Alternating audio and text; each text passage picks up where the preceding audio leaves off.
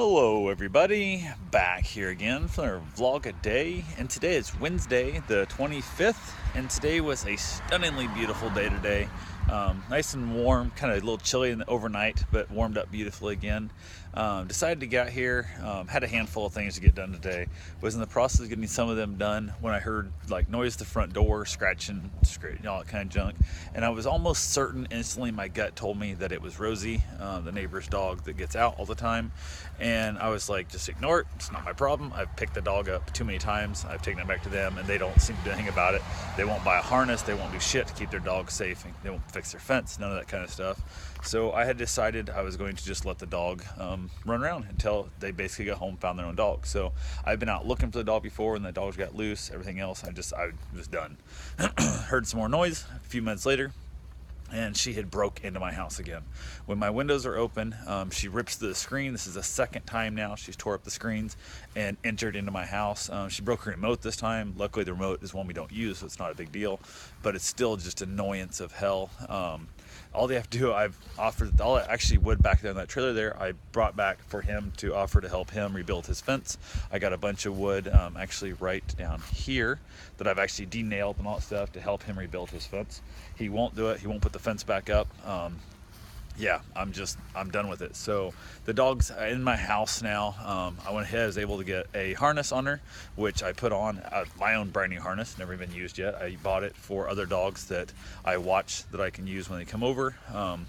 Put her on the harness, took her back to the house, basically tied her back up, hooked up, and took the two screens the dog's now tore up. I'd already placed this one, it's a brand new screen I just rebuilt that she tore up before, and basically said I need these rescreened by tomorrow afternoon, and left a note and left because nobody was home.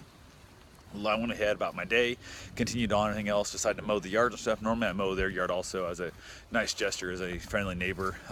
Felt weird doing it today because I'm already telling you owe me money for fixing my stuff. Your dog broke in my house again. So I did not mow their yard, which maybe I should have, I don't know. Their yard doesn't need it that bad. I did mow my neighbor's yard to the south, mostly as like a friendly neighborly thing to do. And then on top of that also because my dog does poop in their yard from time to time. So it's a nice thing to do when my dog is partly fertilizing your yard. It's nice to at least go ahead and take care of that. So got all the yards mowed up, got everything done with my run, got cleaned up, and then got a knock on the door. The neighbor came over. He's out of town supposedly, I guess, for a couple weeks, and she said I have no idea how to or even where to go about getting screens rebuilt and that kind of thing. So I told her I would take care of it and just have her pay for it. So she talked like she had no money to get the things fixed. She has nothing. Hopefully in tax time she'll have the money to maybe get her fence fixed and then pay for my screens. So it's all this. But my big fear is that my dog's gonna get out because her dog breaks into my house. I'm not gonna leave my house closed up all the time just because your dog keeps breaking into my damn house. So next thing I know, the window, the screen's gone. Now my dog's out, gets hit by a car, my dog's dead, or does damage something else, you know, because if my dog gets hit by a car, my dog is responsible for the damage done, which means it comes out of my pocket, not my insurance, and that sucks. So not only that, but I don't want to have a dead dog because you can't control your own damn dog. So we had a fairly long talk of how you need to take care of your stuff, and now they have my harness. They owe me for a harness, all that kind of stuff. They owe me for the screens and whatnot. We'll see what happens there. So from there, went ahead, got a few things done. I was kind of getting prepared for the trip. We're taking off to DC here soon. Doing some looking around. Ordered Karen a actually I got on the cart. We're waiting for tomorrow to see if there's anything else she needs. New scarf and hat and whatnot for the DC trip. Also some new headphones for myself for the DC trip, and new adapters for the headphones to my LifeProof case for my iPhone. So hopefully that'll all get here in time before the trip. End up having a cheesy, creamy Alfredo noodle pasta dish that was actually pretty good. Some leftover garlic bread, which turned out very, very well. So that was pretty much our evening.